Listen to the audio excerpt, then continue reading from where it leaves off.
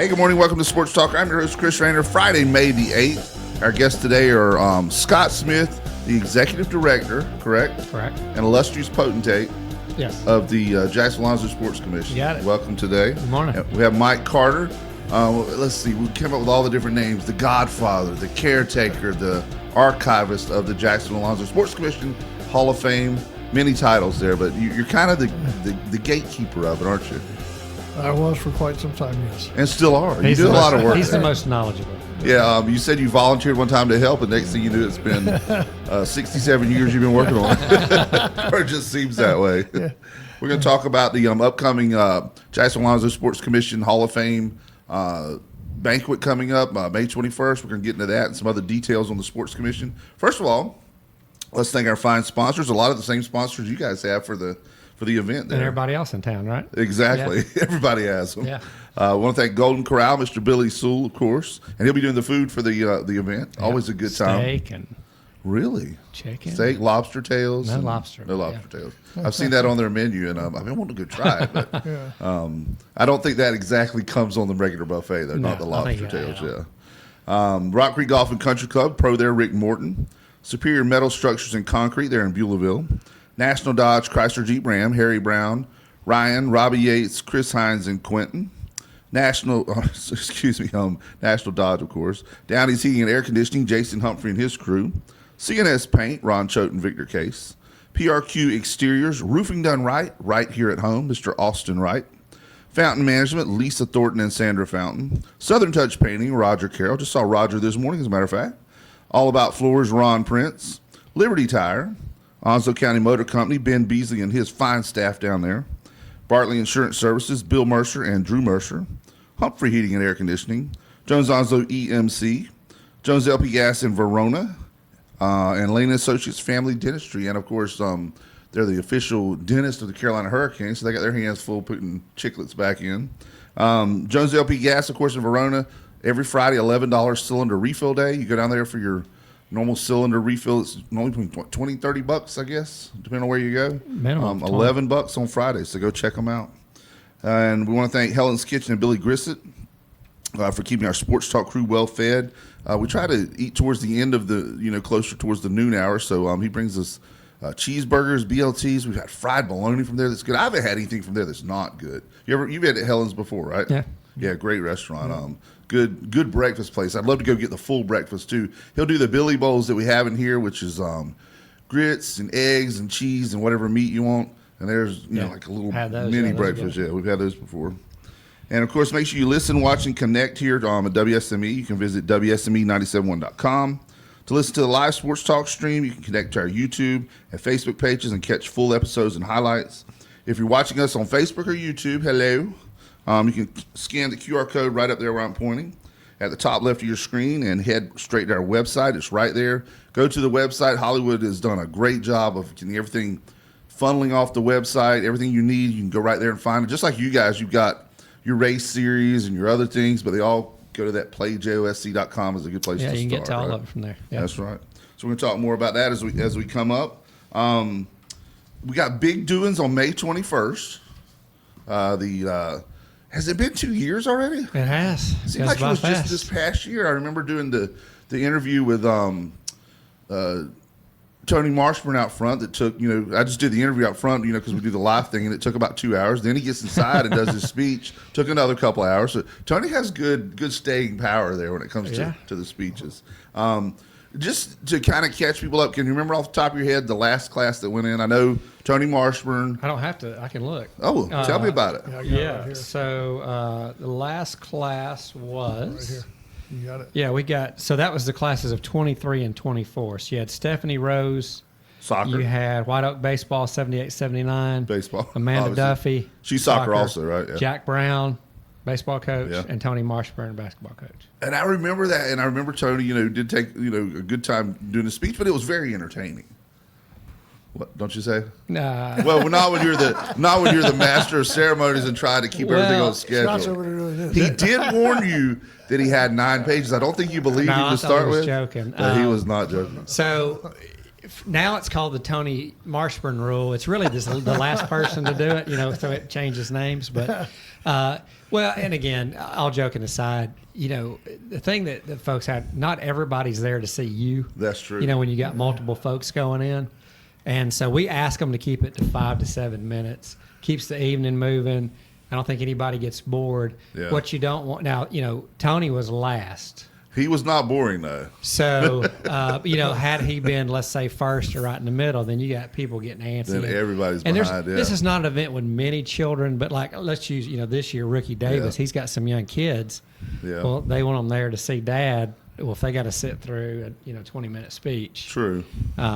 Probably not going to happen. But yeah, It so was, it'll be called the Tony Rule this year, and then the it'll Tony change rule. later. So NBC will cut away. Yes. At the end of the time period. I want to get the some of that music. The major that starts networks. playing. Hollywood's got it. That stuff he was playing right before we went on. He's got some good stuff. Or He is Shepherd's Hook He or is really something. upgraded. Hollywood has the YouTube and Facebook stuff and everything on the air, especially the broadcast part of it. So check with him. He'll hook you up. So at a lot of events I'm at, Kopka stands up in the back of the room and gives a hand signal to the person. Yeah. And so maybe I'll ask him to do that for Does this he do event. the I don't know. slash across He'll the usually do throat? like a 5. Got 5 minutes left or something. He tried to do that with Phil, and Phil says not happening. True. I heard Phil. I wasn't there for that one, but I heard Phil gave a pretty lengthy speech too. I was not here. It's something about Phil and Tony. They're cousins, and it's just, that's what he called him, cousin. So maybe something in the air. The old high school coach type thing. But the thing about Tony, whether you were there for him or not, he covered everybody. I think everybody in the county. He said he region was kept covered. seeing people in the audience and he needed to tell a story on them. Well, there's 140 some people out there. How many usually attend the event? Between 175 and 200. That's what I was thinking. Somewhere about 150. That's your plus. average. Yeah. As of right this second, I think we're at about 180 people maybe. Okay. But there's still room available. So tickets have to be purchased by midnight on the 13th. The 13th. Let's see. Today's the 8th. Wednesday at So 11:59. Let's say, because okay. midnight would be the next day. And the reason for that is turning in the food numbers. Okay. So today's Friday, May the 8th. Of course, you've got till next Wednesday at midnight. And you can get tickets at playjosc.com. Click on Hall of Fame, and one of the first things you'll see is get tickets. You can purchase them online right there. And before we go any further, I have to thank Providence Bank. They have been the title sponsor for this event for many, many years. And obviously, hard to do events like this without sponsorship. So we thank them. And we have some secondary sponsors like Golden Crown, Marine Chevy. But Providence Bank has been the title sponsor. I know since before I got here, and I think our contract even extends on for several more years now and hopefully into the future. But I want to thank Richard Jefferson and all those folks. Richard Jefferson, of course, my personal banker down there for our booster club is April Brown. I thank April for all she does down there, keeping us rolling. And they're good people. You walk in there, they're very helpful. Very friendly. I'm old school. I don't know how to do a lot of the newfangled banking stuff online and stuff, and they're always real helpful with me. They realize, I'm an old man, and you got to help. You dig your jar up out of the backyard and take it. Yeah, exactly. Pour the change into the change machine and let it, start cutting that 5-gallon bucket full of change through. But they help me with the moldy money from the backyard. Yeah, there you go. Exactly. But please, if you want to go to this, please go ahead and get your ticket. For sure. And how much are tickets? Tickets are $75. $75, and that covers your meal and everything. Yeah, and then so from 5 to 6, we have a silent auction. If you want to bring some extra, or we do Venmo, we do all that stuff. And then silent auction, a cocktail hour, and then we get everybody in there at 6 and start eating, and then we start the program pretty promptly at like 6:35. And I will not go through the line first. I'll give everybody a good chance to get what they need. We literally have servers because you come. Exactly. And a speed bump, actually, because I go through so fast.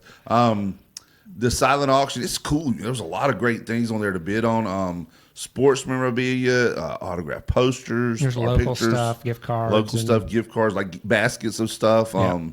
It seemed like there was a basket of wine or something one time. Or all kinds of different stuff, yeah. So some of our race packages, oil changes, all kinds of stuff, yeah. So say you have another Tony Marshburn moment and you've won your basket of wine, you can just start, going ahead. Well, you pick it up after the event, so you might be in trouble. What other are there adult beverages served? I can't remember. There's a cash bar for that I've first been to hour. several things, and I thought it was, but I just didn't want to. And then say we cut that without off at 6 when we get everybody into the room. Okay, Yeah. good deal. Yeah. Last year or 2 years ago, last time the ceremony was held, we did a thing on the sidewalk which I thought was really cool. We got a lot of people coming in. We had already done Louis Meadows and what's his brother's name? I can't remember. But the Meadows brothers were in here, for the White Oak baseball team that went undefeated for 2 seasons, 2 state championships. Got them on the sidewalk, and we had already interviewed them in here before, so we're real familiar with them. Of course, Tony Marshman, there's some others that came through. And it's just cool. It's almost like the red carpet thing, interviewing them as they come in. We're going to try our best to do that again this year. We need a little sponsorship. If anybody wants to sponsor that as we go in, it's a great thing to have your name on because there's going to be some live remotes from there, live cut-ins, and, it'll be a good thing for a business to be attached to. So what else is going on with the Hall of Fame? Let's talk about the class a little bit. Obviously, we have to start with Yeah, we got to start with Mike. the Godfather. Never go against the Hall of Fame family here. You got Mike Carter. Pretty much.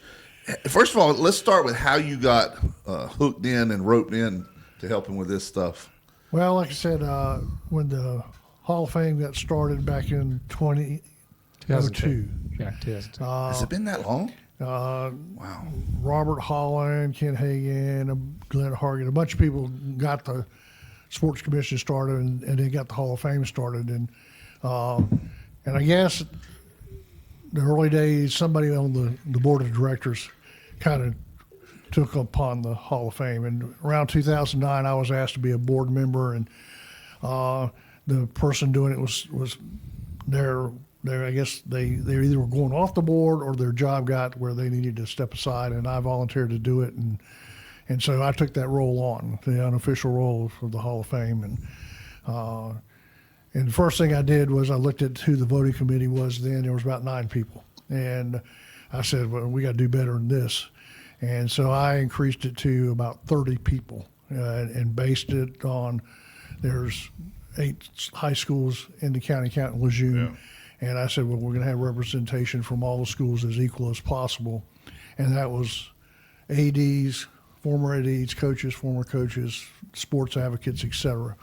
And then I would get the bios from the executive director, type them all up, get a ballot, and I'd send it out. And back in those days, it went out by slow mail.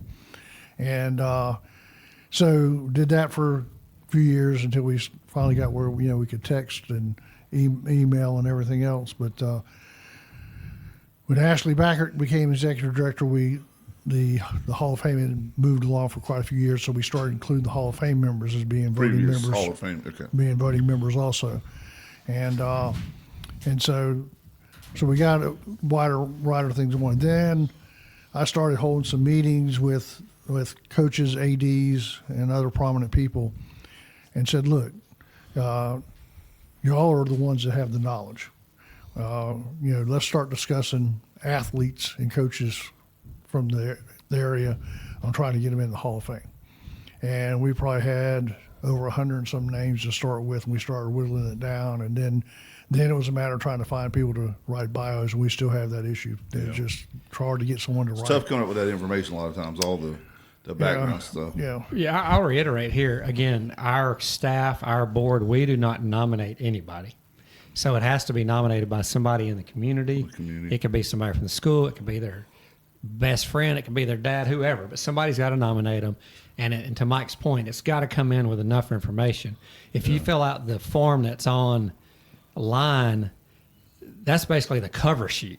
That doesn't give us a whole lot. Then it needs to have supporting documentation for us to be able to, we actually write the bio for you, but we have to have all that information so that when folks are reading those, they can make an informed decision, not, hey, Chris Raynor was really good when he was at, Southwest High School from this year to this year.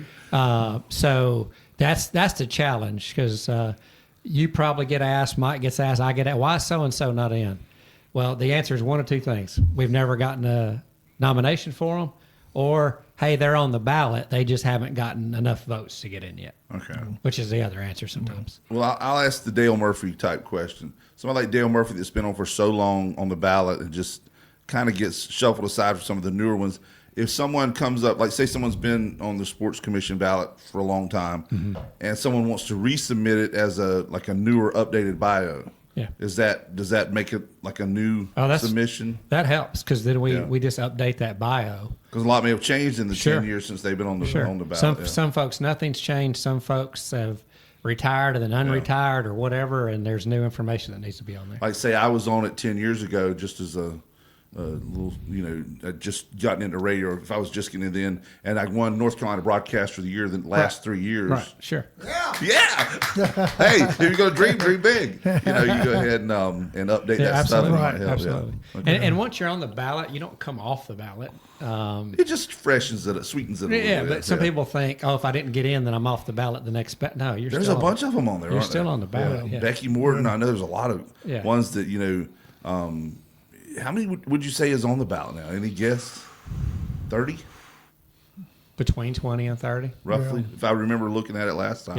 Yeah. And how many voters do you have now? You told us how it started and the number you had. How many would you say voting? If everybody voted, which we all know in America, everyone doesn't vote, unfortunately. If everyone voted, how many would you say are voting members? I don't know exactly how many Hall of Fame Would you members say are 40 here. or so? Yeah. If everybody voted, it would be in excess of It'd probably be around 50. 50 to 70. Yeah. And that's including all the media members, athletic directors. Yeah, the ones the that are- ones that are in the know. But like I said, when I had a voting committee, and then we added the past Hall of Fame members. Okay. And that's what we have now. And when as I said, we lost 18 Yeah. Hall of Fame members that I know. So of. there's a By nominating. lost, you saying like passed passed- on? Really? There's a nominating committee. So that's the committee that reviews the bios and says whether they're worthy to be on the ballot or not. I'll say most of the time if somebody does a good job and sends it, we don't get many ballots that aren't then worthy. There's been a couple. There's been a few. Stuff that's just a little too sketchy. Or Not somebody- sketchy, but just not enough information. Because it was my daughter. I think they were the best thing there, and there's no numbers. Yeah. Whatever. I heard you submitted the twins. Yeah. Yeah. For 1 year. of for football. that big Yeah. year of football, yeah. They held some school Well, records. hey, it was a record-setting football That's right. Liberty, and it's only going to get better there as they go on. But Did they graduate this past Yeah, year? they graduate in 2 In weeks. this year, Okay. So, there's a nominating committee that decides that, and then there's a separate voting committee that then votes on the bios. Well, who are some of the head toppers that are in the hall, like ones that have gone on? Obviously, Marcus Jones played in the NFL. You had some other NFL players, William Devane. When people think in America, football is still the biggest one. Who are some of the bigger names? Eddie Colson, we had him on the show. I don't know if you listened. About 3 weeks ago, Eddie was on. First time we had him on the show, and it was such a treat to hear those stories from the Ray Durham area. Ray Durham is another one that very well thought of. Phil Paget, Right. in the coaching ranks.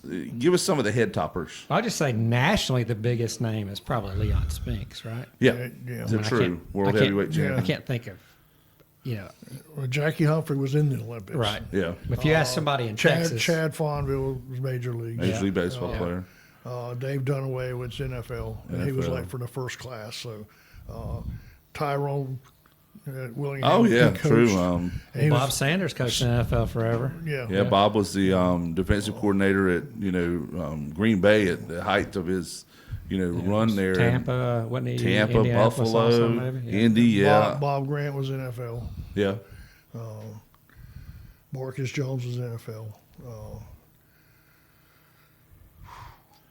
Kendrick Burney didn't get as far as like the professional ranks, but the only athlete in in Onslow County history ever be North Carolina Athlete of the Year. So there's been it's different levels. I understand what you're saying. Yeah. And obviously some of the soccer players Of course, like Ricky made the major leagues yeah. along with Chad. Right. So And one of the we're going to shift gears after our break to go to some of the ones that are coming in this year. But looking back at the Hall of Fame, how many total inductees are there in there now, roughly? You mean count during the break? I Yeah, can sure. count 'em. Yeah, We'll do I'll that count them up during during the the break. break. We ready for break? Yeah. We're ready for break. That's a good segue. We'll take our first break on Sports Talk. Be right back with the Jacksonville-Onslow Sports Commission Hall of Fame crew.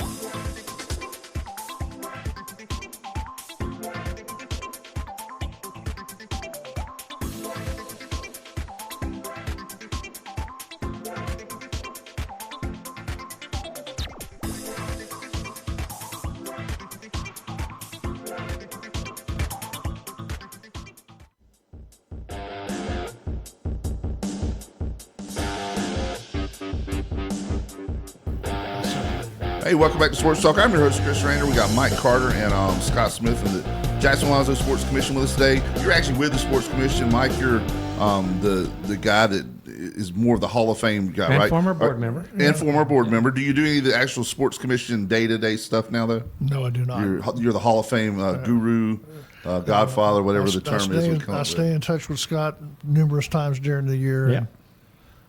We always enjoy when Mike stops by. Oh, that's cool. We did the remote from there, what was it, a couple months ago? Maybe a little earlier. Early February. Yeah, about 3 months ago. Yeah. And it was enjoyable to do it there at the Sports Commission and see all the inductees on the wall there. All the ones that are in it now are on the wall there, correct? So anybody can come out and say, I'd like to take a look at it, and they're okay to see it? Provided there's not a meeting going on or Yeah. something in that room, yeah. Yeah. Yeah. So it's in the Commerce Center, 1099 Gun Branch Road. And most people call it the Chamber of Commerce, but there's more than just the chamber in there, including us. And so, typically they're open 9 to 5. There are occasions when that changes for some reason, but And like you said, if a meeting's going on, they would have to. yeah, but otherwise anybody can come in and see it. It's cool to see some of the ones that have been inducted over the years. You got a head count, an informal head count, roughly somewhere between 50 and 60 is the number of inductees, and and this year you are 5 going in. 5 more. So we're getting roughly 60 to 65 ish. Let's start talking a little bit about the ones going in this year. Okay. Lead we're doing off with whoever you want to. We're doing the classes of 25 and 26. So I'll start with the men sitting across the table there. Mike Carter is receiving our Hero Spirit Award. This is a category that they created several years back to recognize folks that just have a lasting impact on the community. Maybe Mike didn't hit 300 home runs or something, but he's had a huge impact on sports in Onslow County and with the Sports Commission, and again with this Hall of Fame for sure. And so Mike will be the 5th Hero Spirit inductee. So, who are some of the other heroes? So ECI got Hero Spirit. The actual tournament, okay. Yeah, John Kopka, Glenn Hargett, and Ainsley's Angels. Right. Okay, and you mentioned Glenn earlier before that was one of the ones that kind of asked you to do some of the things with it, correct? He was one of the ones that kind of got you in it. Glenn was kind of like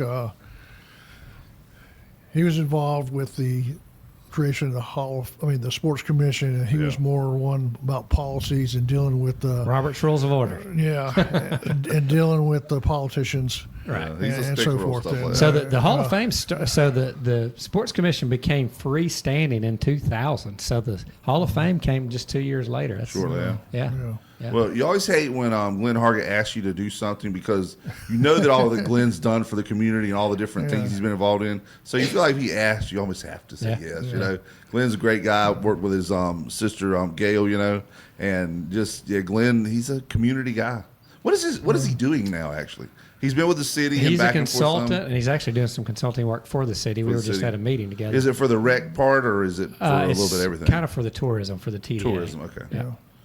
All right. And I'm sure he's doing other things as well. I just don't know what they are. I'm sure he's probably got a little something to do with the new complex coming over there. Yeah, being involved in the TDA, he's involved in all that. Yeah. TDA, what is TDA? Tourism Development Authority. Okay, Yeah. gotcha. Yeah. So it's cool, like I said, if he comes to you and asks you, you're almost like, please don't ask me, Glenn, because I can't say no to you. You've done so much for our community. We got to do it. So talking more about Mike, you've been involved in this for a while, man. Just every year you got to kind of help, get things in motion for the Hall of Fame. Are you still as active with it now, or are you kind of trying to? Well, I'm not involved with the ballots and the typing of the information up, but I talk to people in the community about various people that I think should be in the hall, and try to find someone to write the bios. Or I call Mike and say, hey, this guy, and he either knows them or he knows somebody that knows them. Yeah. Saying I'm the godfather, I use my resources, and when you've got people that are in the hall, and I've met them over the years, and if I need something from Swansville, there's John Lyles, there's Joan Riggs, And you've been in the community a long time too. Yeah. right? And Phil was, and there's Billy Woodward, and there's some other people I know from South. I know someone pretty much from every school. Mike Smith was a great example of June, but now he's gone. So now I count on. Is that the Mike Smith that was at Northside too? Right. The same one, okay. And of course, our Mike Smith at Southwest was booster president for a long time. Yeah. Now, is Billy Woodward in the hall? No. Okay, that would be a good one down the road. I saw him on TV the other day. He and his wife were at, I think it was their grandson's baseball games. And Oh, really? yeah. Did Luke catch him in the stands? And Yeah, Luke somebody- will do that yeah, now. You'll be trying to yeah. be there broadcasting an Osprey game and mind your own business. Next thing you know, Luke's got you on camera eating a hot dog, or like George Costanza. There was a Eating sign the hot for fudge sundae. killing the hot fudge sundae or Yeah. something. But Luke and Brian North do a great job with that thing. Over But there. Homer Spring and I, we graduated at the same time. He would graduate from White Oak, and we went to East Carolina together. And Homer is a vast knowledge. That's right. of- Homer's a great resource, of yeah. Resources and. And so when- Dixon, right? Have you And ever he, had? he was have he you- was AD and he's wrestling and Have you ever seen his football card? no, The picture of him with the leather looking helmet Have on? you ever had him on the show? Homer? No. He keeps some kind of He- baseball database thing. For local players? I think he was on one time and he was doing He may have been on with he Phil teach- before. He He- teaches at IOP right now, and he teaches math. And Okay. I think he was on one time. He was talking about math and everything on a talk show. But It's he's a something where he's vast tracked knowledge. everybody from here that played in the minors or the majors. Really? and all the teams. Yeah, That would be Pretty an interesting show. Get him on. Maybe get him and some other baseball folks on at the same time, and kind of let him tell us something about that history, because that's pretty awesome to keep. Yeah, he those was kind telling of me about it stats. one day. I can't tell you all about it, but it was interesting. Yeah. How old is Homer roughly? if He's you had my to guess? age. Is He's he? 70, So 71. 39. Yeah. Okay. Because I thought Homer was older than that for some reason. Maybe it's just the way that card looked that time. It looked like it was, a vintage type thing. That may have just been the style they did for that. But when they did their pictures that year, they did them like it was trading cards, which is pretty cool. yeah. A lot of them do it now, but they didn't have that yeah. old look to it, Technology, yeah. Yeah, he'd be a great one to have on. And he's in the hall, right? Yes. Okay. Yes. So going back to this year's, so who's class some of others we 25. have? So Doug Banks, football star, White Oak, and he played lots of sports, but he got a cup of coffee in the NFL and that kind of thing. Is that picture there with the Chargers? That's the Chargers? That's Yeah. what I thought. Yeah. Look at his hair and everything. It looks like Magnum TA or something. Magnum TA. Magnum PI. Magnum TA. And hand it to Hollywood and he can put it in front of the screen there. Yeah, he's got his stash going, the big hair, kind of looking like Michael Landon from Little House on the Prairie. Yeah. Pa Ingalls hairdo, Yeah. you could tell that was definitely back probably, I would guess, the 70s, wouldn't you? Oh yeah. Judging by the hairstyle and everything, yeah. Then you got Doug Ernie, obviously basketball coach. Well, let's talk a little bit more about each one as we go. Okay. Doug, do you remember where he played college ball at? He went to Carolina. Carolina, that's what I thought. And then he transferred to East Yes, Carolina. I know he Okay. transferred. Yeah. Yep, that's right. He was He one was, of the. he was behind, I think, Mike Voigt at Carolina, and then he went to East Carolina. and and he- Voigt weren't going nowhere. He was solid and so. And yeah, so he couple years with the Chargers as far as getting down to like the last cut to be on the squad, but I guess he's on practice teams and stuff. And then he played in some of these other professional Yeah. leagues for I think like he's in the Canadian League for a 3 while, yeah. years. Yeah. And unfortunately, Doug passed away before. And that we was got what I was to going this to event. ask you. Yeah. I thought for some reason he was still with us. So he'll be the only inductee not able to attend, he right? passed away In December. at December of last 25. Yeah, 25. Really? Yeah. I hate it, but Yeah. did he know he was being inducted in? Yes. Okay, good. Because he was notified in January of 25. Okay, Yeah, yeah. So his because son, it was the class of yeah, last so year. his son is going to accept on his behalf at the event. Okay, and while we're on that part about the two different classes at one time, that it started that at COVID. Did it just do that to make more of a larger class going in, so that you had more? It makes it a better Easier to- event. easier to fill it and stuff. As you can imagine, depending on who these folks are, if they're still local, if they got a bunch of kids and all these different things. We've had a team go in and they bought like 2 tables, and then you're like, Mike's got 3 tables of people coming just for him. Well, he's Mike. Well, I know, You know? but Rock star. But for example, you could induct 3 people, and if they each had 2 tables, then it doesn't seem like a very good event, Yeah. So by doing 2 years, and also the expense on our end outside of the food would be the same every year. So you also save on some expense, Yeah, and then you got a bigger, better crowd for everything. that's true. And you would think the teams would actually bring more because the You different would think, participants. right? And again, some will, some won't. Some individuals will bring. ton of people, and some will hardly bring any. It just depends. Obviously, you have the White Oak team. You had the Lejeune basketball teams, I think. Right, but that did they so were well. they were so far past. And, Yeah. and then you had the Jacksonville '82 team, That probably did pretty and good. then you had the Was Georgetown that- team. That's the only team. If I remember correct, was the Jacksonville team the last ceremony? Or has it been a while? No, that was White one Oak was before that. baseball White teams Oak was was, yeah, last. Right. Yeah. Yeah. How long ago were the Cardinals 82 championship That was team? the ceremony before. Ceremony before that, so 2 ceremonies back. People that are looking to time for a break. Okay, my bad. We're going to take our second break here on Sports Talk. We'll be right back with the JOSC Hall of Fame crew.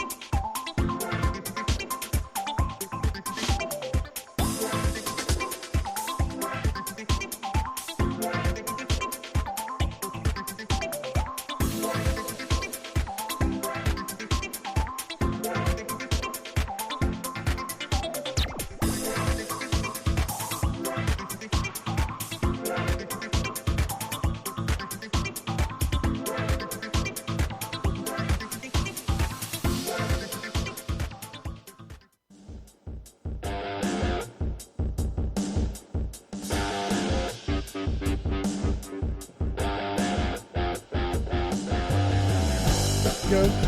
Hey, welcome back to Sports Talk. I'm your host, Chris Raynor. It's Friday, May the 8th. We're with the Jacksonville-Onslow Sports Commission Hall of Fame crew. We'll call it that because Scott Smith, the executive director. Then you have, of course, Mike Carter, the Hall of Fame, whatever we want to call Guru. it. Guru, the jack of all trades. He's kind of the guy that is just the go-to guy for Hall of Fame information, for people who have questions about how to get it going. Knows a lot about the participants in it, the inductees already. So pretty good all-around dude there. Thank you, Mike, for doing that. Thank you. We're headed into our Hurricanes watch. The Hurricanes, second round of the playoffs. As people have well documented, we'll give a little history lesson for the Hurricanes. First of all, the first 2 games at home, they won 3-0 and 3-2. We went to the Monday night game that ended at around midnight, which if you'll do the math, actually about 11. If you'll do the math coming back home from Raleigh, yes, it was a late night. Then I had to be up early the next morning, so it's always something. But Canes won both games at home to take that 2-0 lead, and they'll play again this Saturday, 6 p.m. against the Flyers in Philly. You ever been to a game in Philly before for anything? I can only Never been to Philly imagine. before. I can only imagine. I haven't either, but I can only imagine what the fans are like. The only encounter I had with Philly fans was at a Carolina Panthers game. It was the year before they went to the Super Bowl, or maybe the year after. But and they were Philly fans here, and it was unreal, the difference. I've never had fans in our place, probably maybe 15% of the fans in the whole stadium. It was just a whole different experience, and I'll just leave it at that. If you're a Philly fan, I'm sorry. I'm sure you're not one of those people, but I can only imagine what Philly hockey fans are like. I imagine they're pretty hardcore, wouldn't you? Probably so. When they booed Santa Claus at a football game. So It threw snowballs at him, didn't they? Yeah, I remember that. Yeah, that was crazy. How do you boo Santa Claus? I guess in Philly, anything's possible. But Kane's still doing really good. We want to thank Downey Seegan Air, Jason Humphrey, and the gang. Jason went to the Saturday game where the Canes, game 1 at Lenovo Center, jumped out all over them. It's like in the first period, it was over. You could just tell it was one of those games that was just done. Even though it was only a 3-0 score, they just it's like they never really sniffed the net the whole night, you know. Different story in the second game that we went to Monday night. We're sitting there, and you're like, okay, this is going to be a repeat of Saturday. We're going to be done, you know, and we probably leave a little early, get a jump on traffic. Next thing you know, Canes are down 2-0 in the first 5 minutes. I'm like, okay, here we go. And the Canes scrapped back, tied the game. It's a more fun game for you, though. Oh, yeah, Jarvis tied it up. Jarvie tied it up with about 5 minutes to go. And then in overtime, Taylor Hall. And overtime in hockey in the playoffs is way different than the regular season. Regular season, you have a 5-minute 3-on-3, which a lot of people don't like, especially the Canadians in the Olympics. You have a 5-minute 3-on-3, then it goes to penalty shots. Not in playoff hockey. You go until you get that golden goal. And we went to one specifically either last year or year before where we ain't home till 3 a.m. and lost. That was even worse. This one wasn't as bad when you win. Yeah. The ride home is a lot better after a long game when you win. It's not as much fun when you lose. But thanks once again to Jason Humphrey at Downey's Heating and Air. He got to enjoy that great game back on Saturday, May 2nd, with the Canes winning 3-0. Want them to get on into the next round and get past that to the Stanley Cup this year, because that was a lot of the chatter was the Canes get there in the playoffs. Then they've got their 8 years straight under Rod Brind'Amour, the longest streak in the NHL, but just can't get past that hump. So hopefully this year is the year. They made a lot of good moves, and they got a pretty good team. You guys been to any hockey games this year? No. You ever been to a hockey game, Mike? Yes. You like it? Yeah, I like It's it. wide open. It's a lot different. Like you've heard this about NASCAR and other sports, but it's way different in person. Yeah, It's a lot of fun in person. It is. Now, you're a Predators fan, right? Oh, yeah, but I don't really care. You know, just because you from Tennessee. So you're not hardcore into it. You ever been to a Predators game? No. Really? Been to a Hurricanes game against the Predators, Okay. and then went to Atlanta Thrashers back when they had a team, Wow, Thrashers. because I was an Atlanta fan. Were the Thrashers a NHL team? They were. Because they used to be the Atlanta Flames years ago. Yeah. And they were my first hockey team I liked professionally because we had just won the gold medal. Jim Craig was our goalie, and he was drafted by the Flames. So back then, back then you couldn't see a game. It's not like now where every single game you can find somewhere. Yeah. Back then you were lucky if you saw a hockey game ever on TV. And then I think I told you when I was in grad school in Knoxville, I worked for the Knoxville Cherokees.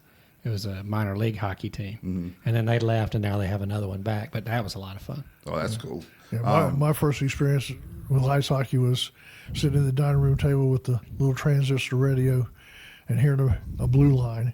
And I asked my dad, I said, Dad, what's a blue line? Because I was looking for a baseball game. He says, oh, you got a hockey game on. Yeah. And one of the most famous quotes in all sports, or not all sports, but talking about the Miracle on Ice team, you heard when we had Michael Ruzzioni on here. That was such a great show. He was talking about, the great call that Al Michaels had, of course, Do You Believe in Miracles? But a lot of people forget the opening monologue he had coming in. He says, most people here in America don't understand the difference between a blue line and a clothesline. It's irrelevant for this game because that game transcended sports, and it was a USA versus Soviet Union type thing. Yeah. So that's our Hurricanes Watch. Thank you again to Jason Humphrey and Downey's Heating and Air. We're good for a break. We'll take our last break, and when we come back, we'll have our racing report, this day in sports, and then we'll finish up with all the cool stuff about the Hall of Fame.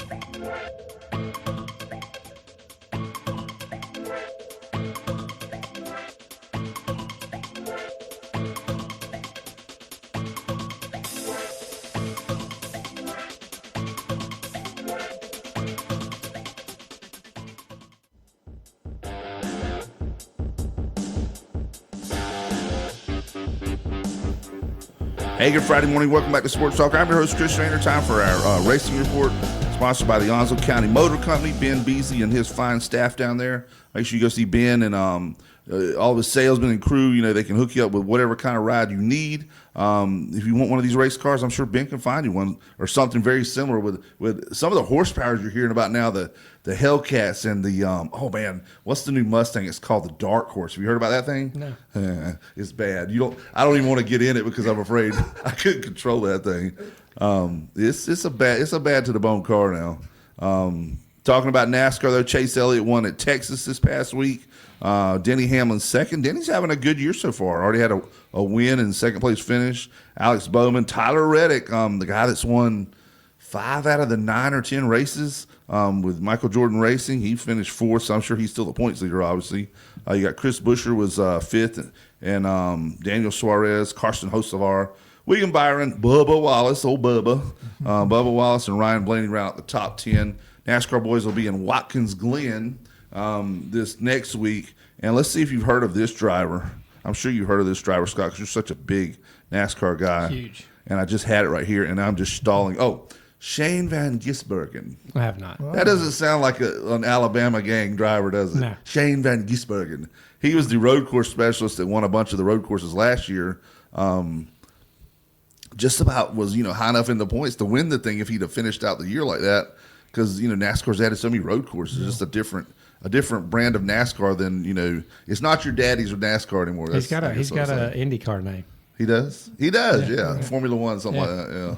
So NASCAR will be in Texas this week. Thank you to Ben Beasley and Onslow County Motor Company for sponsoring our racing report. Also, the local tracks, make sure you check them out because, I got to distribute our literature here. The local tracks are getting going, the Coastal Plains Raceway, Carteret County Speedway. Make sure you check them out because there's a lot of good local racing. Probably more, up close action to go watch if you want to go check it out.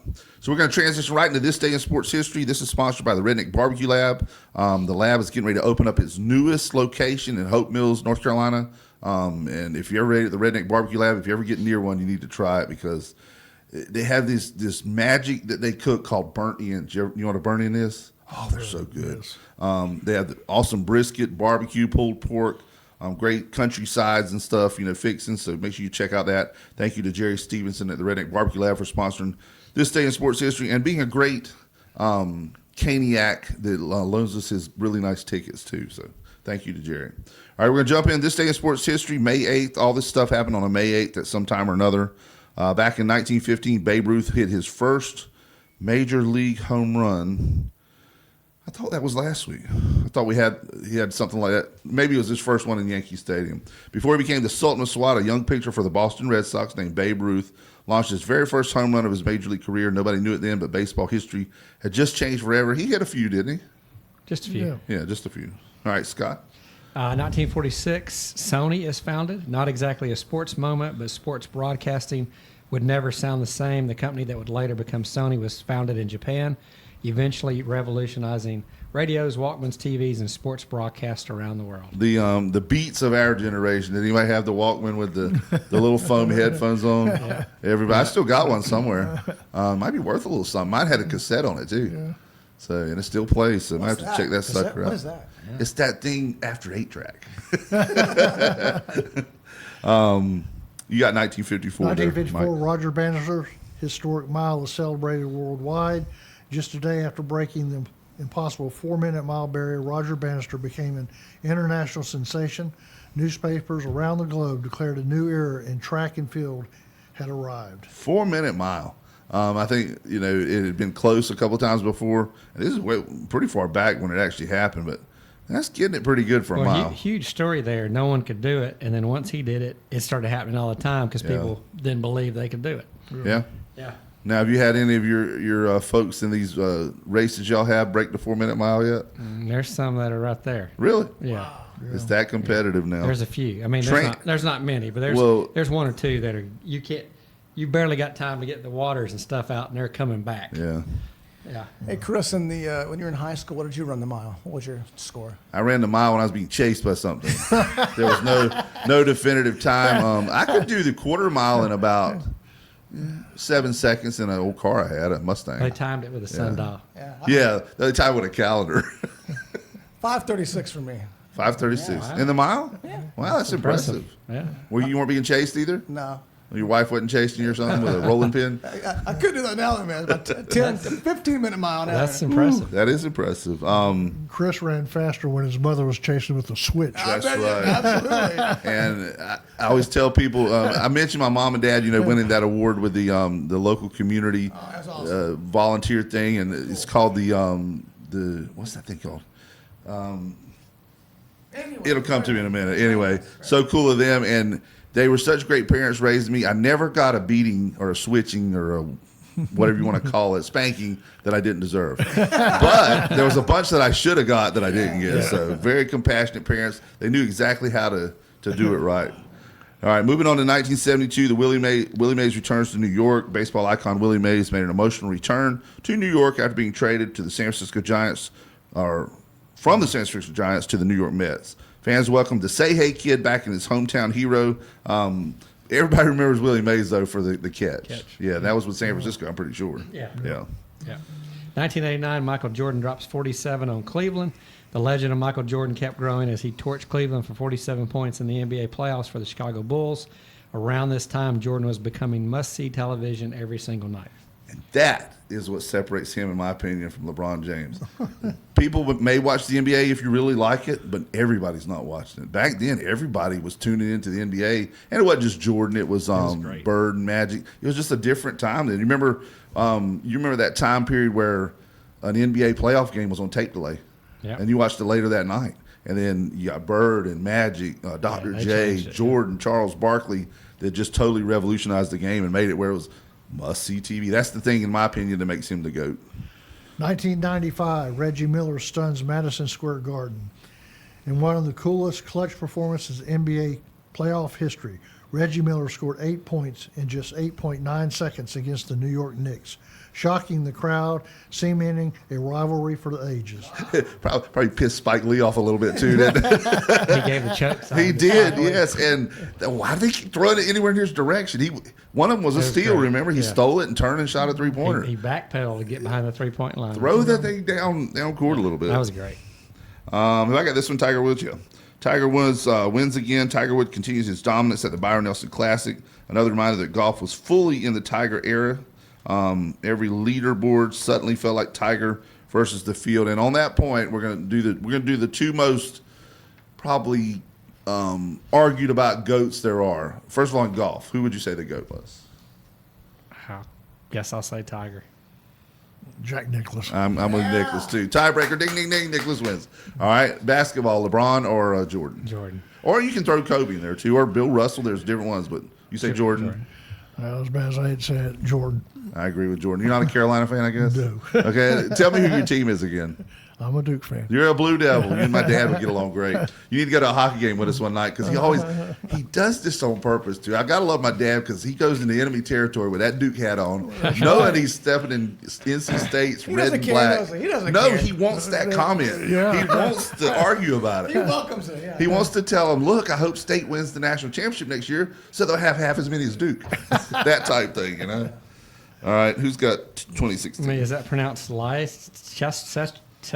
All right, Marisa, however you want to pronounce it. Leicester, I guess. Go with that.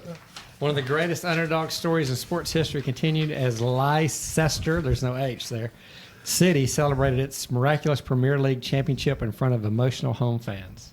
And that's soccer. Yes, You know, that shouldn't be on here. It's so cool, though, the way the Premier League and the soccer Just kidding, matches soccer go on there. fans. You're a big soccer guy, aren't you? Huge. They're playing soccer over there, all the time. It's going on like daily It's over there. Like, year-round. you can turn it on anytime you want to in the middle of the day if you're a big soccer fan and it's on. Now, before you do this one, we're going to call this one the Marisa Reeder, not memorial, honorary one here. There's no way she would not say Pujols. Right. Yeah, okay. 2018, Albert Pujols joins the 3,000 hit club. Albert Pujols collected his 3,000th career hit for the Los Angeles Angels, joining one of baseball's most exclusive clubs and adding another chapter to a Hall of Fame career. He could hit it too, buddy. I can see her right now reading Albert Pujols. And I'm like, sure, that's good. There's a bonus fact here. And this was actually from yesterday, May the 7th. It's been a surprisingly big date for dramatic playoff basketball, emotional basketball, baseball reunions, and milestone moments for some of the greatest athletes ever to play. So it was a big day in sports history. I've got too much paperwork here.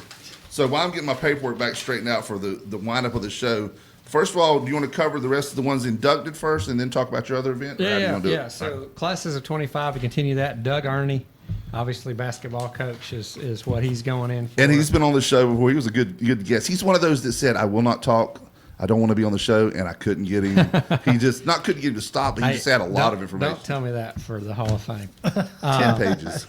And then Greg Grantham, obviously, Greg spans a lot of things with, primarily basketball coach, but also longtime AD, first county AD. So he's one of those kind of across the board of several things. And then for the class of 26, we got Ricky Davis, obviously Dixon High School. Been on the show 3 or 4 times. Phenomenal hitter and pitcher. I guess many, Mike, correct me, would say the best to ever come out of Onslow County as far as all around, as good as he was as a pitcher and as a hitter. Yeah, probably. And then Edward. Now Louis Meadows may have an argument there because Louis could pitch too, but not probably as he didn't. I don't think that's what he went in the majors for. Louis was not went in as a pitcher. He at the high school level. So you're right there. Louis went to NC State. And Yeah, there were, I guess, MLB scouts, half were wanting him as a pitcher only, and the other half were wanting him as a hitter. So that's pretty strong because usually you're better in one of those than the other. And if I remember, unless you're Shohei Ohtani or Babe Ruth, but if I remember him saying correctly, he had an offer in the 8th grade to go to East Carolina. Yes, I think it was either 8th or 9th grade. Yes. They had already offered the scholarship and everything.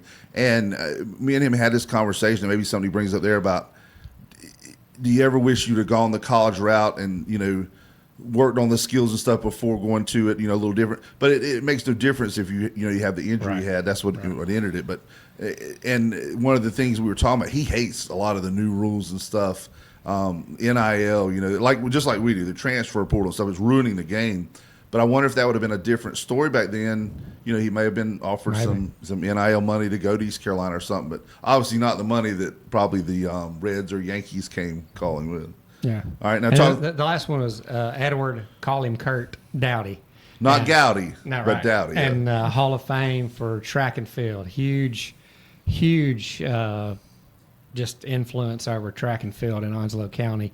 Not only winning lots of state championships and all those things, but now is that as a coach or a participant? As a coach. Okay. And so even the meet here is named after him and another gentleman. John Wiles.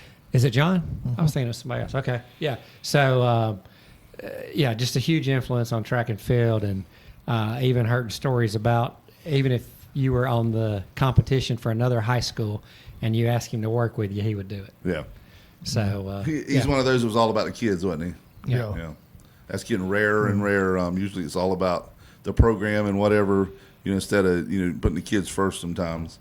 Now, any other thing on the inductees or participants?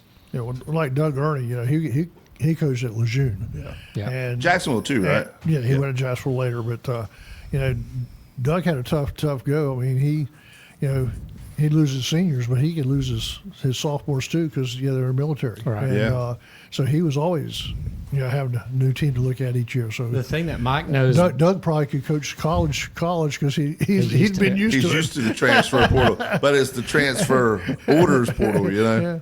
Mike knows better than anybody working on some of these bios. We just didn't always have the best record keeping. To be like, well, how many wins did you have? Yeah. Well, it's over 300, but I don't know how many. Yeah. You're like, we should know those things. What if it was like a record or, but a lot of times they don't know the exact number. Yeah, and the thing that's tough, back when I was in school, you looked at the annuals, football was, it was in the annuals. John, what do they call it now? They call it yearbooks. Yeah, the annuals, yeah. But baseball, you'd have like 4 games reported in. Because they have to go to print before. They have to go to print. That's true, because it would come out while the season was still on. If the schools didn't have records, you're relying on an AD or a coach trying to find stuff. And it's too bad some of that's not. So when I was in Chattanooga, we hosted a thing called the Spring Fling. It was almost like the Olympics. It was every spring sports championship was held in Chattanooga at one time. Really? So you had baseball and you had all the sports. And to your point, it's going right up against graduations. Kids were missing their prom because they won a game they didn't think they were going to win. All those kind of things, you almost wish that stuff could end, but I guess with a yearbook, you can't wait and print it, 2 days before they graduate. So, but yeah, you miss out on a lot of those kind of things. Now, you didn't say it with the Chattanooga accent. It was the sprang flying. Sprang flying? Sprang flying. Yeah. Now, a lot of I know the journalism teacher when I was at Southwest back in the dark ages, Miss Joan Pulowski, they would have the baseball in there from the previous year to make it where they could meet that deadline and not have to chop the season up. So you had almost like a regular year type thing, the way it worked. That makes sense. But it was tough to get some of that stuff. And the record keeping is not the best in the state of North Carolina. Even now, you go look at the North Carolina High School Athletic Association record book, and if say football really well, and like the kid at Dixon that shattered the record for the state, rushing and stuff like that, and you go to look, and it won't be there for 2 years. Right. The kid at Kinston that broke not only the receiving yardage record, but touchdowns, and those were held by two different people. So it wasn't like he specialized. He basically broke two different records for two different people, and you'll probably be 2 or 3 years before you see it appear. They just don't have that good system of coaches submitting it. And you can hear Chris Miller talk about it all the time. Sometimes he has a tough time getting the information from the coaches. Right. Yeah. If you want to get your program some props, you need to get that stuff in. Along those lines, one of the things that I don't love about the Hall of Fame, there's really no way to fix it. So let's say when we print rookie's plaque this year, it may say that he was first in this category and third in this category and second in this category in the state. Well, that's going to change over time. Yeah. And then you're going to read that, and if you go look it up, you say, well, it says he was first, now he's second. But there's just no way to. You could at the bottom put as of 2026 right, or something, yeah. But yeah, you can't go print those things every time something changes. So, but anyway, good stuff. Well, but talking about Billy Woodward, that was one of the great things Billy did for Southwest. He kept meticulous, especially football records. He can tell you every game. I tried to tell him, I said, look, I just want a copy of this stuff. He said, "Not right now. Wait, you got to wait till I guess now he's closed out his career. Unless we can talk him into coming back in the fall." But he kept meticulous. You see him over there after every play and still able to do the play-by-play. That's what made him so good. You're seeing him, 7 yards rushing. He'd do a red line, and he knew that if that red line was there, that was a first down rushing, which at Southwest was majority of the time. Another color would be passing. So he had his own little system, his own little swerve to get that done. Anything else on the Hall of Fame? Let's cover once again how they can get tickets, the website and stuff. They can go to Play JOSC, as in Jacksonville-Onslow Sports Commission. PlayJOSC.com.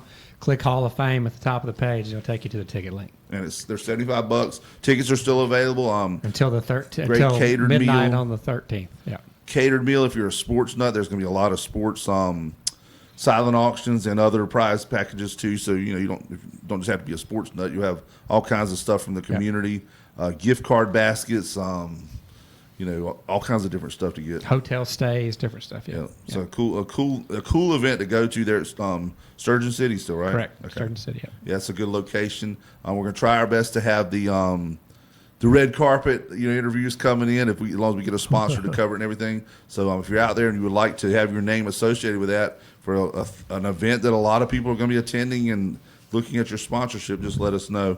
910-346-2248, 910-346-2248 if you're interested in sponsoring that red carpet type event coming up for the Hall of Fame induction, or if you're interested in being a Sports Talk sponsor or WSME, in general, just give us a call. Moving on from that, you said there's another event you guys got coming up? Yeah, so as part of America's 250th, we're having an event called Stars and Strides. It's a 5K. It's on June 7th. Running, right? That's running. Okay. It's on June 7th, and what's some unique things about it, it's a Sunday evening. Most of our races are early Saturday morning. We're going to start and end in front of City Hall. We're closing that portion of Newbridge Street. And there'll be some, hopefully a sprinkler on the course. There'll be a watermelon station. And when you get back to the finish line, we're going to have birthday cake. Wait a minute. A watermelon station? Yeah. Do tell. Just get a little shot cup of watermelon and eat it while you're running.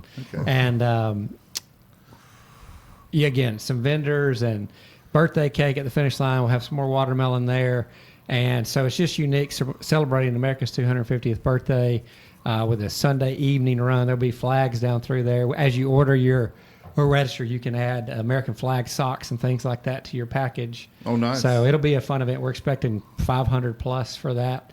So again, if you want to register, you can either go to playjosc.com and go to the race series, or go to race JOSC and get registered for that. And everything, if you get anything else, the Play JOSC, everything spiders off of that. Yep. Now, will there be what is it, the Spartan races and stuff? We have the fire hoops to jump through, No. anything? Nothing like that. Just a 5K. Nothing dangerous. Nothing dangerous. Other than running. Right. For some people, yeah. Right. That's cool. And that's any other events coming up shortly after that?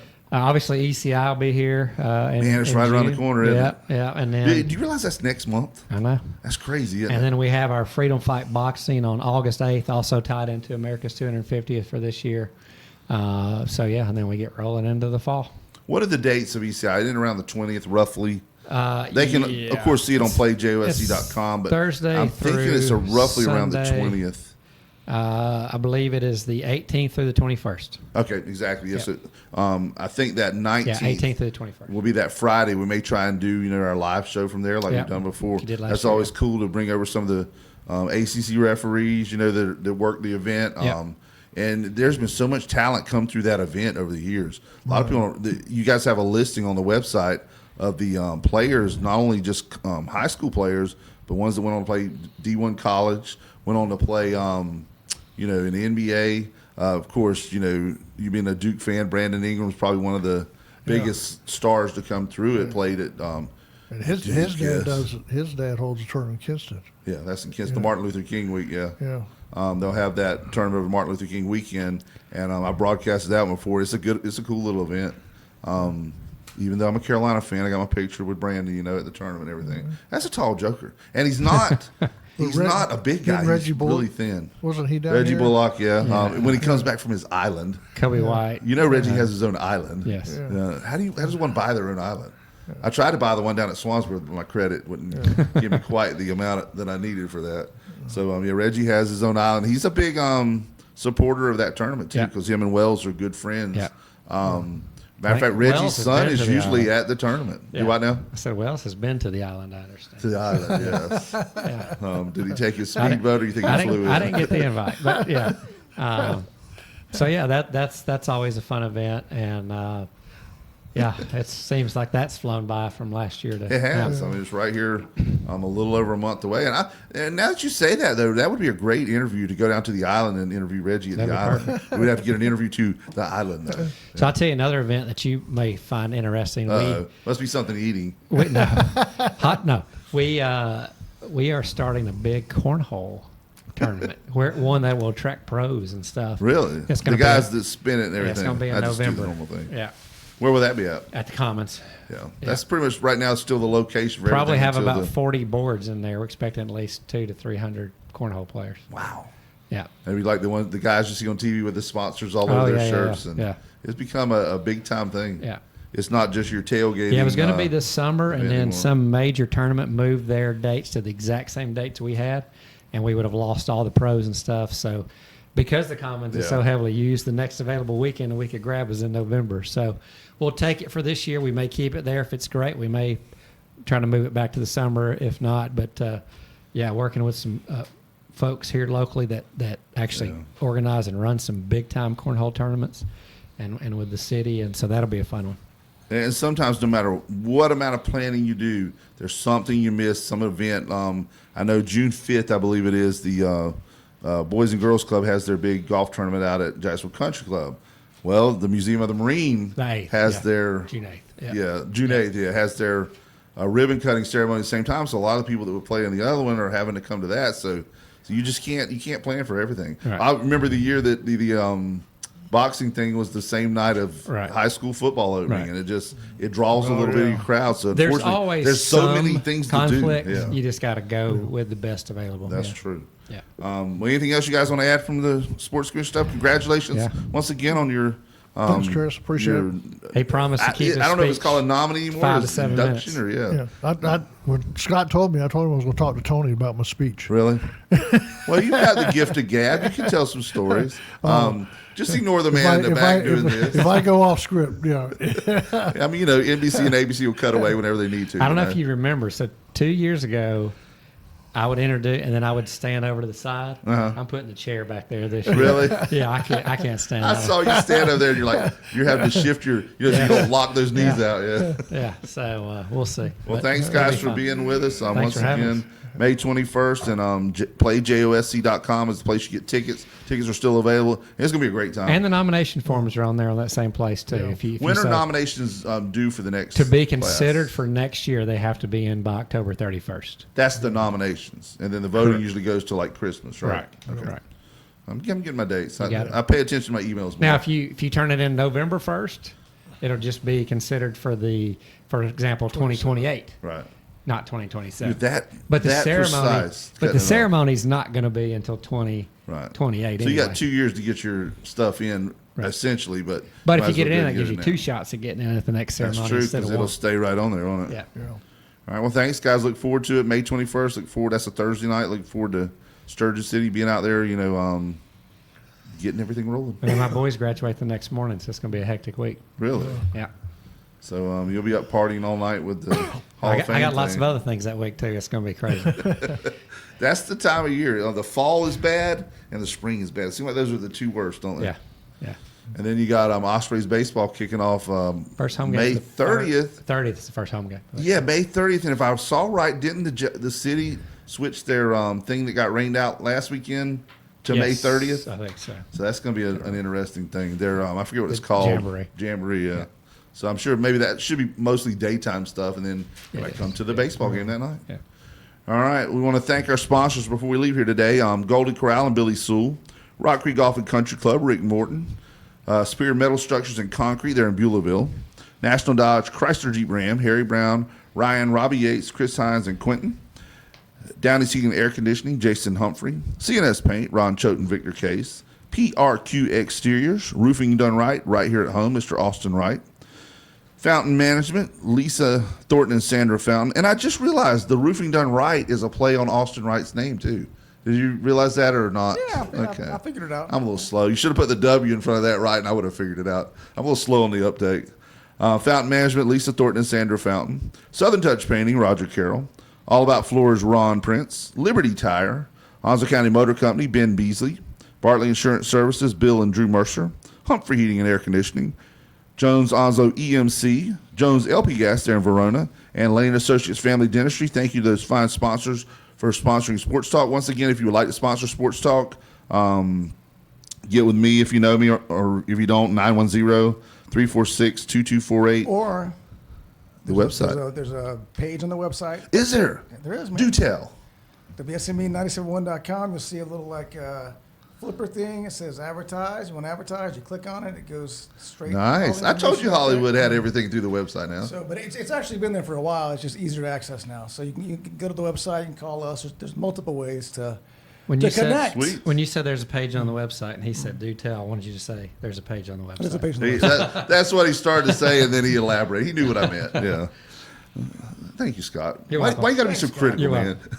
All right. Thanks once again, too, to Helen's Kitchen and Billy Grissett for keeping us well fed. We're getting ready to dive into those cheeseburgers and BLTs. And that's a wrap. WSME971.com. You can officially do everything now, sponsors and everything. Go ahead. And I got these other things here, too. Okay, great. It's just a few other things to talk about. The Emerald Isle Praise Fest. I'm glad you did that, because when you did that, I knew I needed to remember.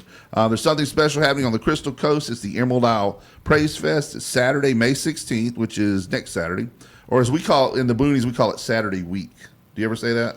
I've heard that term. Yeah. Saturday Week. Saturday week. Saturday, May 16th from 1 to 7 p.m. at the Watson Building. The address is 9001 Reed Drive in Emerald Isle.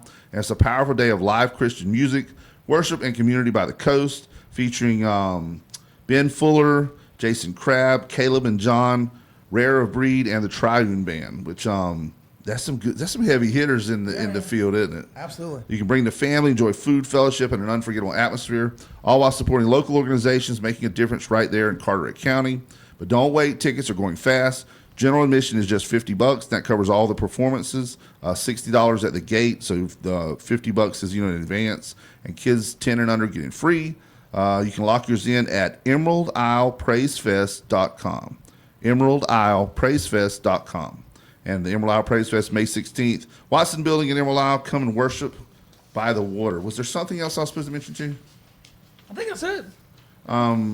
Actually, there is another thing tonight. You still got time for it. It's the thing that benefits the Carteret Community College Foundation, which is great. A great event they have there is Great White. That's from our area, The Once band. bitten, twice Once shy. bitten, you're twice shy, of course. Great White will be there tonight, so there's still a chance to go out there and get tickets. That was Mike's favorite band.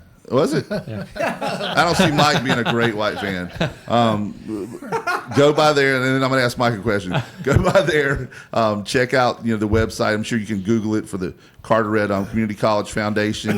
It provides scholarships to kids, so it's a really good community event. And it's called the something on the sound, whatever, but it's right there on the water there at Carteret Community College, so it's pretty cool.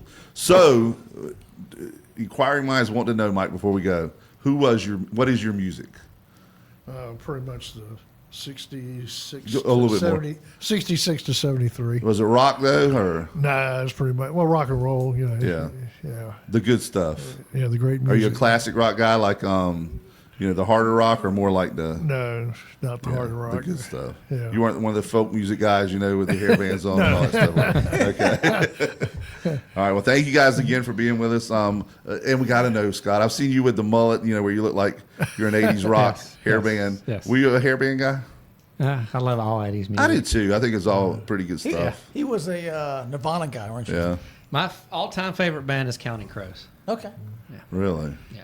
I could be Mr. sitting there Jones. and have my playlist on shuffle, and it might play Song of the South by Alabama, and the next one up is Symphony of Destruction by Megadeth. Yeah. Chris it's has an just eclectic mix. Eclectic. eclectic. I like that. Yes. Okay. On that note, We're on a we'll roll. take off. Did I forget anything this Nah, time? you're good, Okay, baby. we're You did a good. good job. Thank you for listening to Sports Talk. We'll see you next Friday. Thanks.